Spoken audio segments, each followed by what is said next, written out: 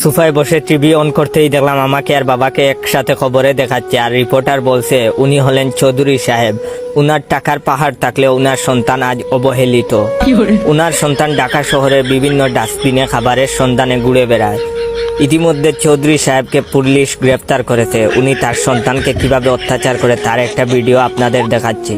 ভিডিওতে দেখলাম গতকাল বাবা যে আমার থাপ্পড় মেরেছিল সেটাকে যেন ভিডিও করে ওদের দিয়েছে।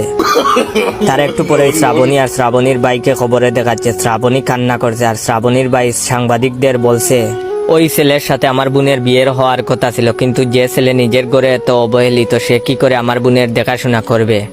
এই ছেলের কাছে আমি আমার বোনকে বিয়ে দিব না। খবরের মাঝখানে এইবার অনন্ত জলিলকেও দেখা যাচ্ছে। অনন্ত জলিল বলছে আমি ছেলেটার ভিডিও দেখেছি, খুব কষ্টদায়ক ভিডিও। খাবারের সন্ধানে ছেলেটা পাগলের মতো ডাস্টবিনে খাবার খুঁজছিল। আমি কথা দিচ্ছি আমি ছেলেটার কর্মসংস্থানের ব্যবস্থা করব। না আর সহ্য করা যায় না। আমি টিভিটা বন্ধ করে তাড়াতাড়ি থানায় গেলাম। অনেক কষ্টে বাবার জামিনের ব্যবস্থা করলাম। ওসি সাহেব আমাকে দেখে কাঁদতে কাঁদতে বলল এমন সন্তান যেন ঘরে ঘরে জন্মায়। বাবা এত অত্যাচার করার পরেও বাবাকে মুক্ত করতে সন্তান ঠিকই এগিয়ে এসেছে। জেল থেকে ছাড়া পেয়ে বাবা আমাকে দেখেই বলল আমি আজ ইতিহাস করব। বাবার হাতে ছেলে খুন, তোর মতো কুলাঙ্গারের বেঁচে থাকার অধিকার নেই।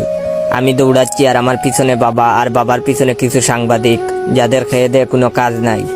আর ভিডিওটা কেমন লাগলো অবশ্যই শেয়ার করে জানাবেন।